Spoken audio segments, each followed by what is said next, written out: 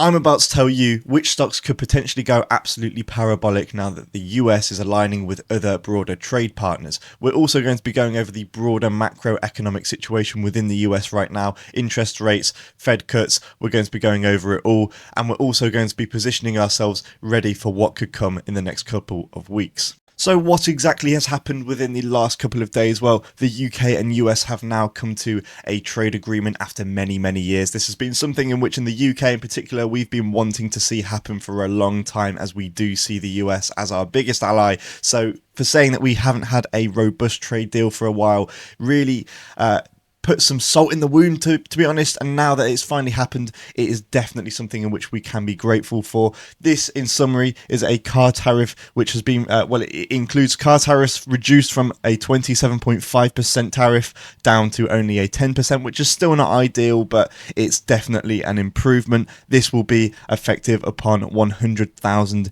UK vehicles going into the States. The UK will also ease restrictions on US ethanol, beef, machinery and financial services, a step towards easing global trade tensions, especially as this is the first partnership that the US has announced. So it could be fair to say that this could be a definite catalyst, especially when Trump rumoured about a potential Switzerland trade deal being enacted. It could definitely be a catalyst for the US markets, especially when he says that now's the time to buy stocks. I think that the stock market could potentially go parabolic from here, dependent on many factors, of course, and that is, of course, going to be mostly on the head of China. So what stocks could actually potentially benefit from this deal and future deals to come? Well, there is Ford and General Motor. They have a more competitive market within the UK, and they might have a potential export surge due to the recent reduced costs. Ford is currently sat at a PE of 8.22, which is what I would consider really low for this company. And over the next year, they are expected to grow by 33.38%. And I do think that we could potentially see their profits actually increase more than that now that these tariffs have been reduced. Another company in which could definitely see benefit from this is Archer Daniels Midland. They will see a boost from US ethanol demand in the UK, and lower barriers equal higher export volume. So they are also going to see massive benefits from this, and we do see them at a PE currently of 16.8, and with this recent news we can also expect them to have an increase on their growth over the next year, as they are currently projected at 12.53, but that could potentially increase by another 3 to 4%. Tyson Foods could potentially see a higher beef export to the UK, which is actually within the plans for this trade deal, so they will definitely see the benefits of this. This is an opportunity for revenue growth from lifted restrictions as well. They're currently at a higher PE than the other companies at 21.92, and they are expected to grow currently at nearly 8% over the next year. On the side of machinery, Caterpillar will do exceptionally well. They are at a current PE of 15.82, and over the next year, they are potentially estimated to grow by nearly 13%, as Caterpillar is likely to see a lot of transatlantic investment. And when we're looking at the financial side here, we can expect JP Morgan to see a massive increase in their share value. They're currently at a PE of 12.44, and over the next year, they're projected to grow at just over 5%. But I think it's fair to say that that's still a massive amount for a company the size of JP Morgan, so don't let that put you off. So that's it for the US stocks. Now let's just briefly go over UK stocks. Jaguar Land Rover could potentially see a massive increase in their sales within the US now the tariffs have only been reduced to 10%, as they did actually stop exporting to the US when the tariffs were 25%, and now they have started exporting again, so they are potentially going to see a massive upside, similar to Ford. And these lower tariffs could definitely help the Argo, as this could increase their spirit sales into the US. So that was just 7 brief stock breakdowns. Obviously, that was very brief. I've just told you stocks in which could see potential upside. That was not, I do not want to claim that as an analysis. That was definitely on the short side of stock overviews. So now let's move on to the general macroeconomic situation within the US and what to expect going forward into the next couple of weeks. Good afternoon. My colleagues and I remain squarely focused on achieving our dual mandate goals of maximum employment and stable prices for the benefit of the American people. Despite heightened uncertainty, the economy is still in a solid position. The unemployment rate remains low, and the labor market is at or near maximum employment. Inflation has come down a great deal, but has been running somewhat above our 2% longer run objective. In support of our goals, today the Federal Open Market Committee decided to leave our policy interest rate unchanged. The risks of higher unemployment and higher inflation appear to have risen, and we believe that the current stance of monetary policy leaves us well positioned to respond in a timely way to potential economic developments. So we have just seen the Fed Chair Jerome Powell hold interest rates steady amid fears around uncertainty within the Trump administration's moves. This basically citing rising risks among the US economy in general.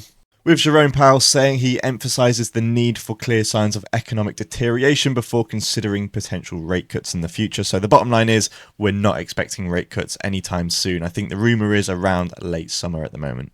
Furthermore, in macroeconomic news, we've seen the first quarter of 2025's GDP contract by 0.3%, primarily due to increased imports and decreased government spending, particularly offset by gains, investments, and consumer spending. Very quickly, I do actually have my own Excel spreadsheet here where I am analysing the US data in real time to see how healthy the US economy is. And right now, this does need a lot of cleaning up. But right now, out of a potential score of 150, I'm actually getting a health score of 58. So that means that we are like 3 times away from where we are at a healthy level on a US economy.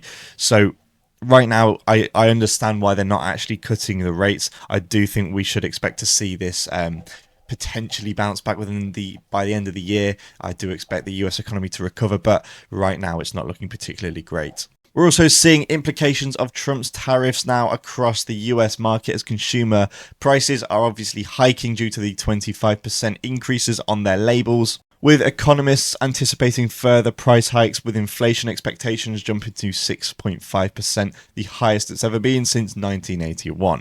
Furthermore, we have also seen Wall Street's bonuses showing signs of a potential decline of up to 20% due to economic uncertainty triggered by Trump's trade policies. Investment bankers and equity underwriters are expected to see significant cuts as mergers and acquisitions fall drastically. So what can we expect in the next couple of weeks to look out for macroeconomically? Well, to begin with, we are expecting consumer price data to come out on Tuesday, the 13th of May. And as mentioned before, because of recent tariff implications of 25%, we could expect this to be massively below the target of where it's normally estimated to be. So we could definitely see a sharp sell-off next week if this doesn't hit right. We are also expecting to see advanced monthly retail sales on Thursday, the 15th of May, as this report will provide pivotal insights into consumer spending patterns for April. Retail sales are a significant component of GDP, of course, and fluctuations can signal shifts in economic momentum. And on the 16th of May, we're expecting to see new residential construction data come out, as this will provide some data on the US housing market and whether or not it is growing or declining. So that will be quite interesting information to see as well, because that will be a very good tell on the current macroeconomic state of the US. And following the recent decision to maintain interest rates, several Federal Reserve officials are scheduled to speak this week, these including Michael Barr, Andrina Kulga, I can never say her name, Christopher Waller, and Lisa Cook. The remarks that these people say will be closely analysed for indications of future monetary policy decisions, basically, essentially, the context going forward for the macroeconomic state of the US. So again, very pivotal information coming out next week. So how do you view the current macroeconomic state of the US? Do you think it's in a positive state, or do you think it's definitely in a decline? And if it is in a decline, do you think we're going to expect to see this start to ramp up again in the coming months? In my opinion, my system is obviously yielding a poor result for the US economy, basically being a third of where it should be. But that is just my system. Let me know what you think in the comments. And with that being said, I hope you have enjoyed, and I'll see you for the next video.